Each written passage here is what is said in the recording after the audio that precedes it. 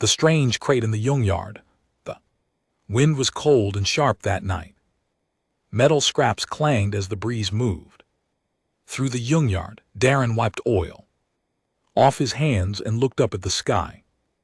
The stars were hidden behind thick clouds. Another lonely night, another day with no customers. Darren was a poor mechanic living on the edge of a mining colony on planet Vorta 6. His workshop was small and messy, filled with broken machines and parts no one wanted. He lived alone except for his tools and the junk he collected. People in the colony called him, they laughed at him behind his back. As he locked the door to his workshop, Darren noticed something strange near the back gate, something large covered with a dark sheet. He didn't remember putting anything there.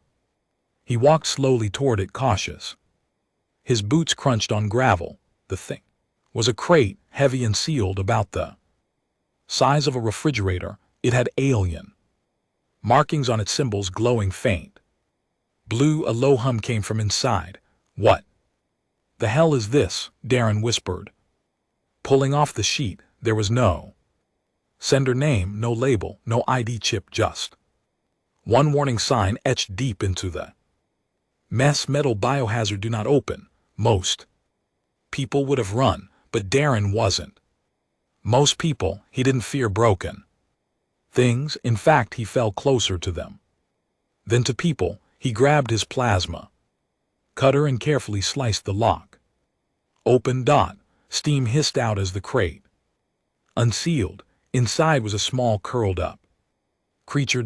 It looked like a mix between a wolf and a child. Fur covered limbs, thin arms, glowing eyes that barely opened. It was breathing but weak. Its skin had bruises. Its body trembled. Chains were wrapped around its legs and tail. Darren took a step back.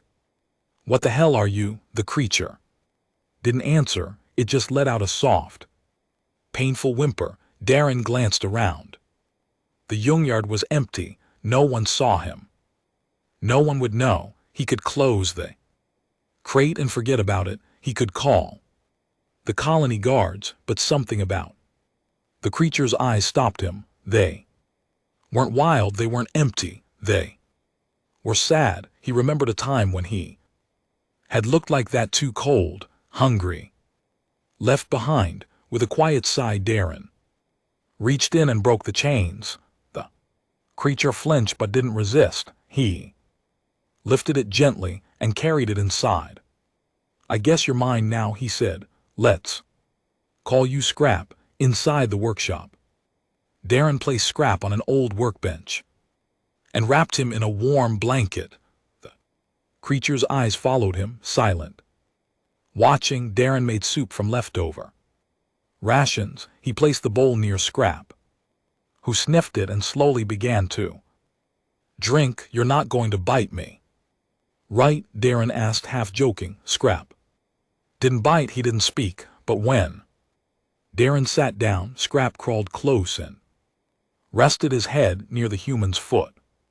The next morning, word spread fast. Neighbors peeked into the workshop. Curious, one man from the mining office laughed and said, "You found alien trash in the dump and brought it home. You're crazier than we thought." Others warned him it might be dangerous, could be diseased.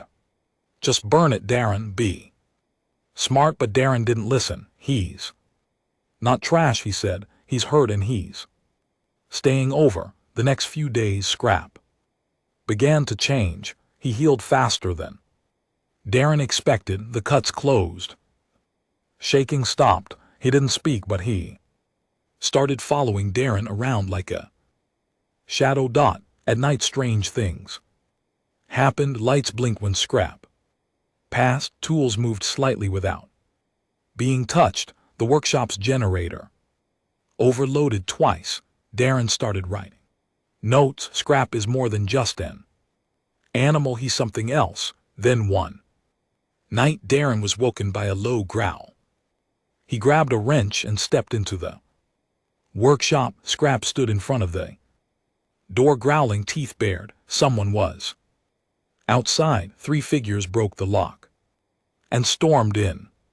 Thieves looking for metal and wires to sell, but before Darren could shout, Scrap leapt. He moved fast, too fast. His body flashed with a strange glow as he knocked one thief across the room. The others screamed and ran. Darren stood there, stunned. Scrap came back and sat at his feet. His glowing eyes looked up, asking silently, "Did I do good?" Darren nodded slowly. "Yeah, you did." He knelt down and touched Scrap's head. Something was very clear now. This worthless alien beast was not what people thought he was, and Darren had a feeling this was only the beginning. Darren had patched many machines in his life, engines, broken drones, cooling systems, but never something like this. Scrap lay on the workshop floor, sleeping beside an old heater. His chest rose and fell in soft, steady breaths. The blanket around him had holes now. He kept tearing it by accident. His claws were sharper than Darren realized. The sun had not yet risen, but Darren was wide awake. He stared at the strain burns on his wall, the place where one of the thieves had crashed after Scrap tackled him. The thief left blood behind, and something else, a black mark like acid had touched the metal. Scrap had done that somehow. Darren sighed and rubbed his eyes. What the hell did I bring into my life? The creature stirred. Scrap's eyes opened, glowing faintly in the dim light. He blinked at Darren. "Morning," Darren said softly, offering a cup of water. Scrap didn't take it. He simply watched, unmoving like a soldier waiting for orders. That same day, 2 officials from the colony came to visit. They were dressed in blue uniforms with polished boots. Colony Waste Authority. They entered with serious faces and data pads in hand. "We've received reports," one of them said, "about an unauthorized alien organism in this district." Darren crossed his arms and the taller one raised an eyebrow. "Sir, if you're harboring unregistered alien species, especially bioexperimental types, that's a level 2 crime." Scrap stood behind Darren, quiet but tense. His fur rose just slightly. "He's not dangerous," Darren replied, "just injured. That's not your call." The officer snapped. "Is it registered with the Intergalactic Species Index?" "He doesn't even speak," Darren lied. The second officer tapped on his data pad. "We'll be back tomorrow with a retrieval unit. If the creature is here, we'll take it for testing." "No arguments." Darren didn't answer. He just closed the door as soon as they left. When he turned around, Scrap was sitting near the window, staring outside. His glowing eyes followed the departing officials. "They'll take you away," Darren whispered, "and they won't fix you. They'll cut you open and throw away the pieces." Scrap turned his head slowly for the first time. He spoke. "Don't let them." His voice was broken, rough, like rocks grinding together, but it was clear. He had understood everything. Darren nearly dropped his wrench. "You can talk." Scrap gave a slow nod. "How long?" Scrap's voice was soft, weak. "Long time." Darren sat down, trying to understand. "Then why stay silent?" Scrap didn't answer with words. Instead, he looked toward the burned wall. His ears flattened. His expression was one of guilt, of fear. "They hurt you before." Darren guessed. "You were punished for being different." Scrap gave a tiny nod. Darren leaned back. "You're not just some creature, are you?" Again silence. Then Scrap walked to the table and pointed to a piece of tech, an old energy cell, cracked and useless. He He held his hand over it. Light shimmered in his palm. The cell flickered and then glowed fully green. Darren gasped. You recharged it, Scrap. Nodded again. Fix, I feed. Power, Darren stared. You're not a beast, you're alive, Tech. Scrap sat down beside him, quiet again. Later that night, while the rest of the colony slept, Darren sat on his roof thinking. He looked out at the stars, then down at Scrap curled beside his toolbox, sleeping peacefully. You're not worthless, he whispered. They just don't understand you, but deep down, Darren knew someone out there did understand Scrap. Someone had created him, and someone was probably searching for him now. The next morning the sky turned red. Alarms blared from the mining towers. A ship, black, smooth, and shaped like a dagger, hovered just outside the colony boundary. It made no noise, it gave no name, it simply watched. People gathered in panic. Colony defense bots activated. Still, the ship didn't move, but Darren saw something the others did. Single quotes. Scrap was trembling. He ran to the workshop. Scrap, what's wrong? The creature was curled in a ball, holding his chest. They found me, Scrap said. Darren felt a chill run through him. Who? Scrap looked up, his voice stronger. Now bad ones, killers, they want me back. Darren grabbed his gear. Then, we're not staying here. He loaded a backpack with tools, food, and water. Scrap followed him silently. The streets outside were chaos. Everyone stared at the ship, but no one noticed the mechanic and the alien beast slipping into the shadows. They didn't look back. As the two disappeared into the wastelands, the black ship began to hum. It wasn't here for war, yet it was watching. Waiting. Hunting. And deep underground, in the heart of a dying desert, a poor mechanic was about to uncover the true reason why that worthless alien had been thrown away. The desert night was cold and endless. Two small shadows moved quietly under the silver moons of Vortes. One human, one not.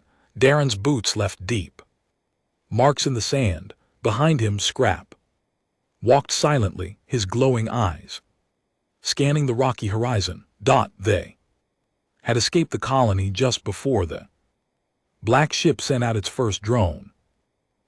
Now they were hiding in the wild lands, an old abandoned mining zone.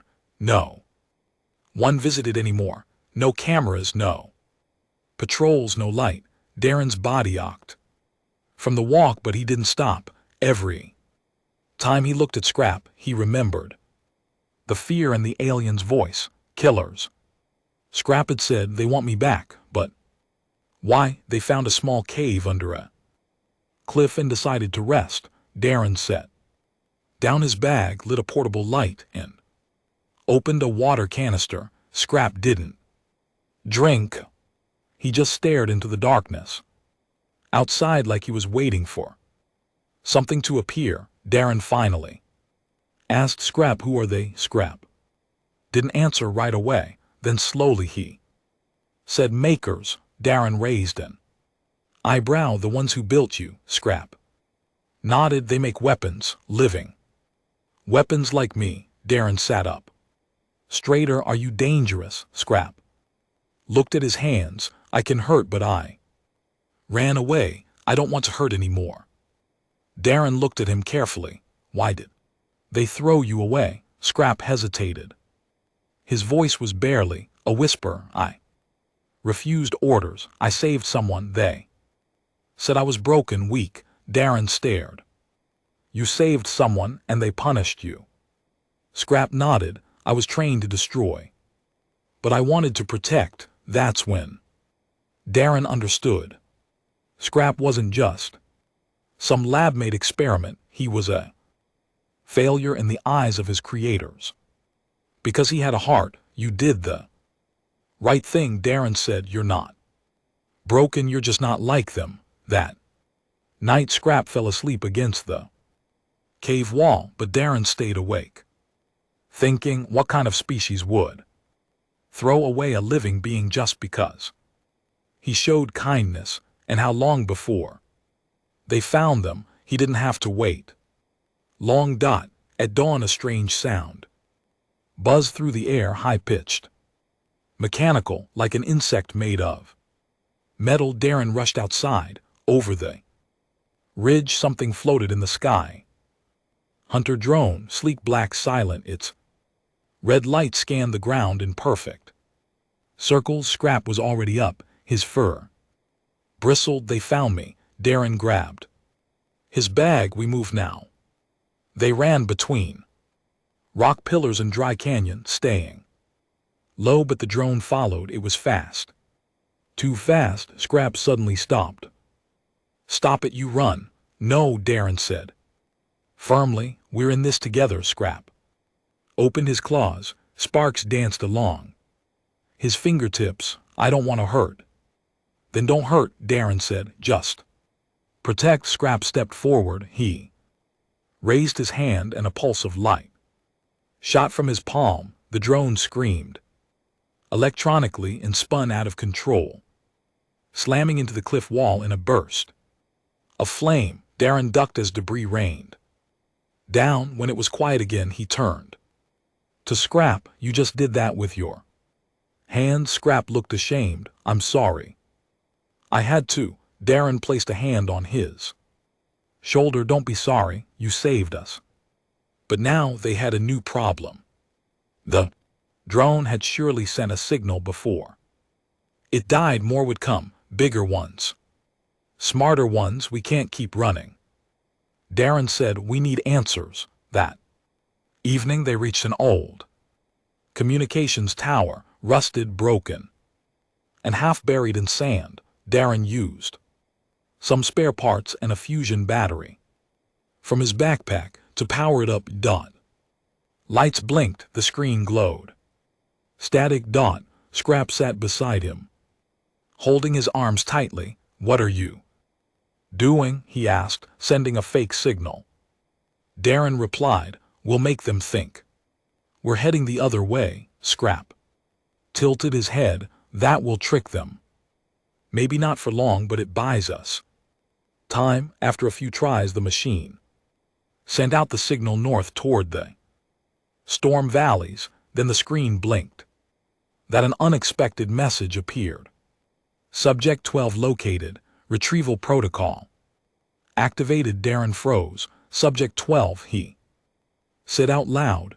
Scrap looked away. That's you. Scrap nodded. I was there.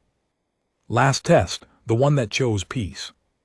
Darren clenched his fists. You're not a subject, you're a person. The screen flickered again. Coordinates appeared. Coordinates near them. They know, Darren whispered. Then a voice came through the speaker. It was cold, inhuman, metallic. Subject 12, return.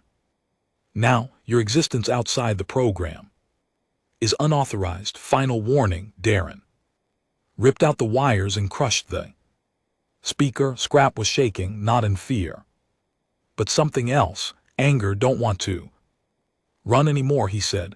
Darren placed a hand on his shoulder. Then we stopped running, but we'll need help. Scrap looked up. Who would help? A broken beast. Darren smiled. You're not broken. You're becoming something stronger, something free. That night, as the black ship moved silently over the desert, again two small shapes slipped deeper into the wild lands. The stars above seemed to watch closely, cold, silent witnesses. The fight had not begun yet, but it would, and this time the worthless beast wouldn't be running. The wind howled louder now. It carried dust, bits of metal, and something heavier. Fear. Darren and Scrap moved through the broken cliffs of the wild lands. Rusted machines and old mining tanks lay half buried in the sand. Like bones, this place had been Forgotten by time, no one lived here anymore, which made it the perfect place to hide, but even here they weren't safe. Darren's old truck, the one he had fixed 100 times, finally gave up. It sat in the shadow of a fallen mining tower, its engine dead and smoke pouring. From the back, Darren slammed the hood shut. I think she's gone for good. Scrap sat nearby, his fur blowing in the wind.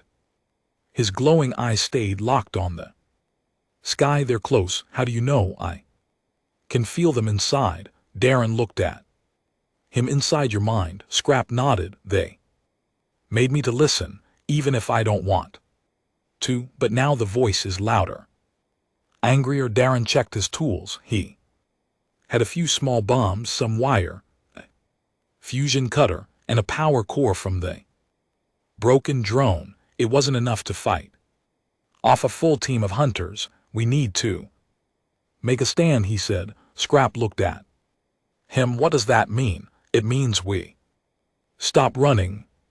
They found a narrow canyon and natural choke point surrounded by jagged stone. The ground was uneven, perfect for traps. Darren's mechanic brain began working fast. He wired the core into an old mining laser, set traps using the leftover explosives, planted wires in the sand. Scrap helped without being asked. His hands moved fast, precise. He remembered how to do things he was once programmed for, not to destroy but to build. Darren watched him. You're not a beast. You're an engineer. Scrap looked up. Weapon who learned to create instead of kill. Night fell again. They waited. And they came. The sound was soft at first, a high-pitched hum, then the warring of boots on rock. 3 figures emerged from the dark, tall, armored, faceless, black skin like obsidian, red visors on their helmets. They looked like shadows pulled from nightmares. Darren hid behind a rock holding his detonator. Scrap stood in the center of the canyon alone. The lead hunter stepped forward. Its voice came from a speaker in its chest. Subject 12, orders are clear. Return or be destroyed. Scrap said nothing. The hunter continued. You were built for one purpose. Obey. Scrap raised his head. I found a better one. The hunters moved. Darren pressed the detonator. The canyon lit up with fire. Explosions shook the ground. 2 hunters were knocked back by flying rocks and fire. Scrap launched forward, claws glowing blue. He moved faster than Darren had ever seen, spinning, dodging, slashing. He didn't kill, but he didn't let them win either. One hunter raised a cannon. Before it could fire, a wire snapped under its foot. Darren's trap. A shock wave burst from the ground, sending it crashing into a wall. But the lead hunter wasn't down. It rose through the smoke unharmed. It slammed into Scrap, pinning him to the stone. Sparks flew as Scrap struggled. You are not one of them, the hunter growled. You are ours. No, Scrap growled back. Not anymore. Darren ran forward, swinging a metal rod. It clanged against the hunter's armor. No damage. The hunter backhanded Darren hard. He flew backward, hitting the ground with a painful grunt. Scrap saw Darren fall, and something inside him snapped. Body glowed white, the lines along his arms and chest lit up like lightning. He screamed, not in pain but rage. A burst of energy shot from his chest, knocking the hunter across the canyon. It smashed into the rock wall, leaving a crater. Darren coughed, blood on his lip. Remind me never to make you angry. Scrap ran to him, helping him sit up. You okay? He asked. Darren smiled weakly. Then worse. The canyon was quiet. Again, the other hunters had fled. Lead one was buried under rubble, but Scrap knew it wasn't over. They'll send more. Darren nodded. Then we keep moving, but now we know one thing. They can bleed. Scrap helped Darren stand. He looked toward the stars, his voice calm. I don't want to be what they made me. But if they come for you, I'll become worse than they fear. Darren looked at the strange glowing scars on Scrap's arms, the energy that pulsed like fire. Just under his skin, you were built to be a weapon, he said softly, but now, maybe you're becoming something stronger. What? Darren smiled.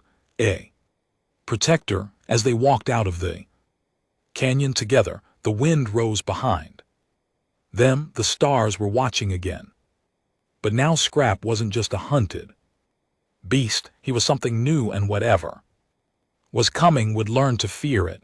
The mining colony had not seen fire in years, but tonight flames danced in the distance, bright angry lights glowing over the wild lands. The citizens of Vorta 6 watched from rooftops, whispering to each other. Some thought it was raiders, others believed it was a reactor blast, but a few, those who knew Darren, understood it was something else. Something alien, something terrifying. Back at the canyon, silence followed the battle. Broken pieces of armor, melted rocks, and the scent of burnt metal were all that remained. Scrap stood tall in the middle of the rubble, his body glowing softly under the moons. His fur was singed, his claws scraped, but his eyes held no fear now, only purpose. Darren sat on a nearby rock holding his side. A bruise had formed where the hunter had thrown him. His breath was short, but his mind was clear. That wasn't a fight, he muttered, looking around. That was a message. Scrap turned. They won't stop. No, Darren agreed, but neither will we. The next morning, they returned to the colony. Not to hide, but to warn. People gasped when they saw Scrap walking beside Darren. Some backed away. Others whispered, that's the alien creature. Didn't the guards say he was dangerous? I heard he took down a military drone with his bare hands. Darren ignored them. He walked straight to the main colony platform where a gathering was already forming. Local guards, engineers, merchants, all had come to see the fire. One guard raised his rifle. Stop right there, Darren. That thing doesn't belong here. Scrap didn't move. Darren stepped forward. He's not a thing. He's not a beast. His name is Scrap, and he just saved all of you. The crowd murmured. Saved us from what? Darren pointed to the sky. From the ones who built him. They're coming. Hunters. Killers. They want him dead or under their control, and they don't care who gets in the way. The guard narrowed his eyes. How do we know you're not lying? Because we fought them, Darren said. In the desert we laid traps, we stood our ground, we almost died, and this worthless alien beast, he protected me. Protected us. Scrap slowly stepped forward. He didn't speak loudly, but his voice carried. I didn't choose to be made. I didn't ask to be built as a weapon, but I chose to run. I chose not to destroy, and now I choose to stand. The silence was deep. Then an old miner spoke up. I remember when Darren fixed my daughter's hover bike for free. Didn't even ask for credits. A second voice, he helped me build a water pump. When the system broke. A third, he's weird, but he's honest. If he trusts the alien, maybe we should listen. The guards lowered their weapons slowly. That night a town meeting was held. Something rare on Vorta 6. Darren stood with Scrap beside him, explaining what he had learned. The hunters were not just after Scrap, they were cleansing their old creations, deleting Mistakes. Erasing life. If they found the colony. Protecting scrap, they'd burn it down. Without a second thought, we can turn him in, one woman said. It's not our fight, it is now, Darren replied. Because they already know where we are. Whether we hide him or not, they'll come. Scrap stood and raised his hand. For a moment, a glowing orb formed between his fingers, beautiful and bright. I can defend this place, he said, but I need time to become more than what they made me. Then came the biggest surprise of the night. The colony chief, an old man named Barrows, stood up and looked directly at Scrab. Then you'll get your time, he said. We've been called useless out here. Junk world, a forgotten colony, maybe. It's time we showed the galaxy what forgotten people can do. Darren smiled.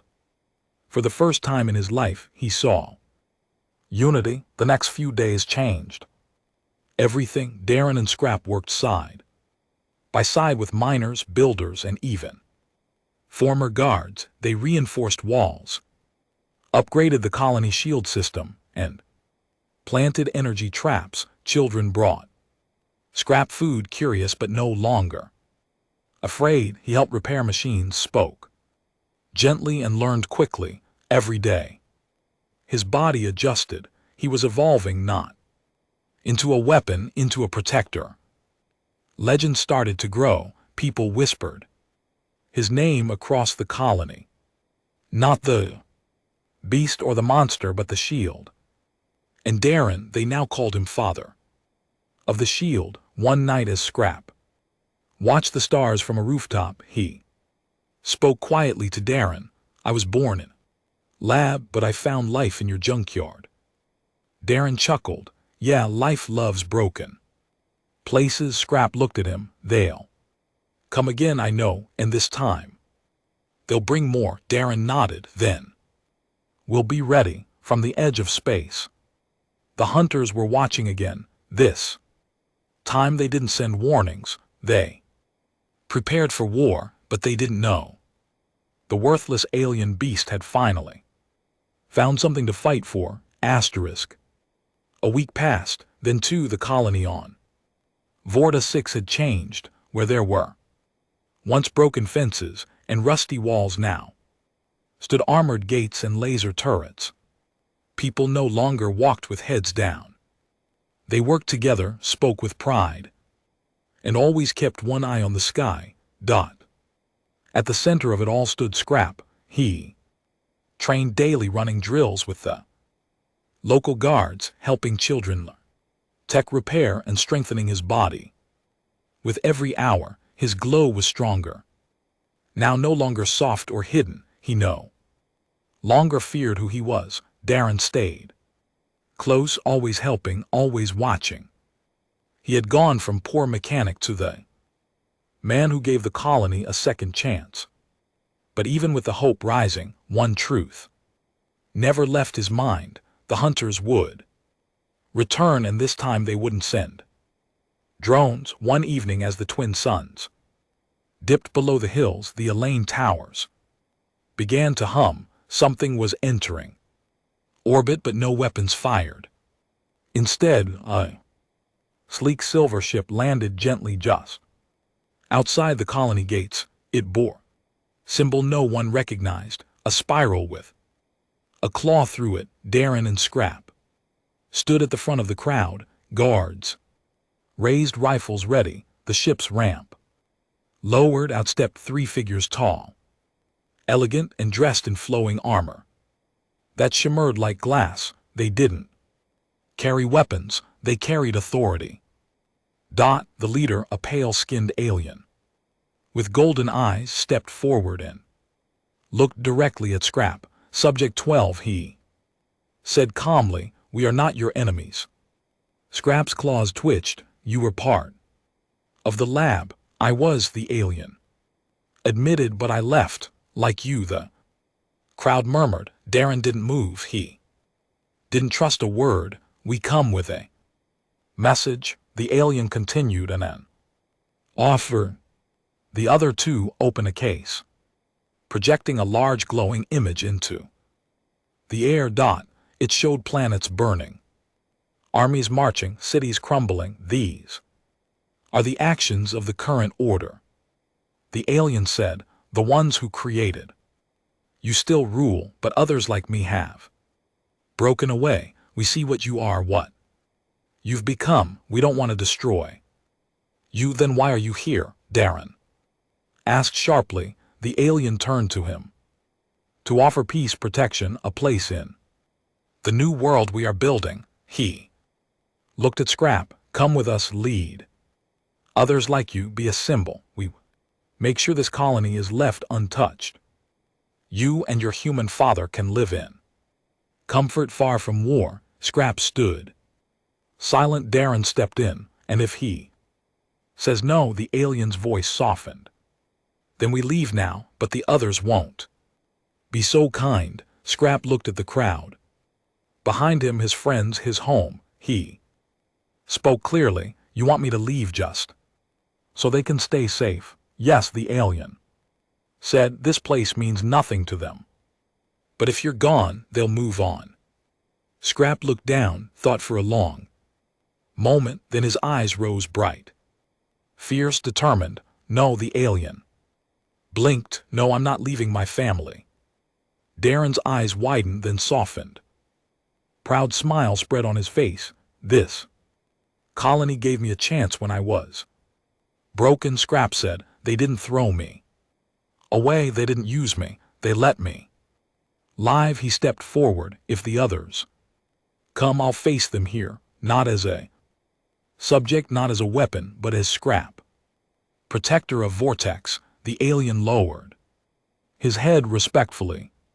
I had to ask. I hope your courage is enough. The three turned and walked back to their ship. Out before boarding, the leader looked back. One last time. They will arrive in 2 nights. They bring a destroyer-class warship. Then the ship lifted and vanished into the stars. The silence that followed was heavy. No one cheered. No one moved until Darren clapped a hand on Scrap's shoulder. You didn't just say no, you made a promise. Scrap looked him in the eyes. I'll keep it. That night the colony prepared. Walls were reinforced. Drones were launched. Every single person, farmer, cook, child had a job to do. It wasn't just Scrap's fight anymore. He wasn't alone. Inside the old warehouse, Darren and Scrap worked on one final surprise. An energy cannon made from mining lasers and Scrap fusion cores. It was risky, dangerous, but if it worked, it could stop even a warship. Darren tightened the last bolt. If this fails, Scrap finished the sentence. Then we go down. Standing, Darren chuckled. You know, I once thought you were just a sick animal in a box. Scrap smiled gently. And I thought you were just a broken man. They looked at each other. And said nothing more. Above them, the stars shimmered. 2 nights left. And the war for Vortice 6 would begin. The final night had come. Vortice 6 was quiet, but not with peace. It was the silence of people holding their breath. Children were sent to underground shelters. Lights were dimmed across the colony. Darren stood on the central watchtower, scanning the sky through old binoculars. His hands trembled, not from fear but from something deeper. He had never fought in a war. He was just a mechanic. Yet tonight he was defending his home, and he wasn't alone. Scrap stood on the wall below, his fur glowing with soft light. Armor plates strapped to his chest and arms. The people he once hid from now stood beside him. Farmers held shock spears. Guards checked energy rifles. Drones flew patrol circles. This broken colony, forgotten by the galaxy, was ready to fight, and high above, death approached. The warship came just after Midnight dot, it moved like a shadow. Silent dark, wide as the valley itself. Its lights flickered red, its hull covered in living armor.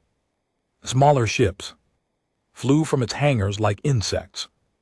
Darren tapped the radio, everyone in position. A voice crackled back, ready. Traps are armed, deflectors charged. He looked down at Scrap. This is it, Scrap nodded. They want to erase me. Let them try. The enemy drop pods landed with force. The ground shook, trees snapped. Then came the soldiers, black armored hunters, their weapons humming with deadly light, and behind them something larger, twice the size of a man, 4 arms, burning eyes, a new kind of creature, one made only to kill. Scrap stepped forward, claws drawn. He's mine. No, Darren said, we fight together. Battlefield lit up with screams, energy, blasts and explosions. Miners threw bombs, drones buzzed and fired lasers. One of the turrets overloaded, but another took its place. The colony fought like it had teeth. Scrap moved like lightning. He jumped, struck, and dodged, tearing through enemy lines. He didn't just attack, he protected. He shielded others with his body, pulled wounded fighters to safety. Wherever he moved, the enemy broke like waves against stone. The giant four-armed brute charged. Scrap meted head-on. The clash shook the ground. Fist met claw, steel met glowing flesh. The brute roared, but Scrap didn't back down. His body burned with energy. His voice rose above the chaos. I'm not your weapon. The brute slammed Scrap into the dirt, but Scrap rose, bleeding and panting. I'm not your failure. He drove his claws into the brute's chest. A shock wave burst outward. The brute fell, dead. Back at the tower, Darren screamed into the radio. Now fire the cannon, high on the hill. The energy cannon made from Scrap and Hope charged to full power. Its blue light grew blinding. Darren held his breath. The cannon fired. Single beam of pure energy sliced through the sky and hit the enemy warship dead center. For a second, nothing happened. Then the ship groaned. Its shields cracked. A chain of explosions ran across its hull. It began to fall. The ground shook as the mighty destroyer collapsed into the mountains beyond. Silence fell again. Not from fear this time, but awe. The hunters stopped. Some fled, others dropped their weapons, and in the middle of the battlefield, Scrap stood with fire in his eyes, smoke rising from his fur, and the enemy's champion broken at his feet. He didn't roar. He didn't celebrate that.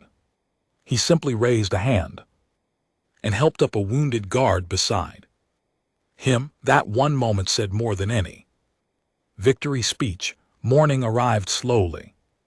The sun rose over a scarred land. Fires still burned. Smoke curled into the sky.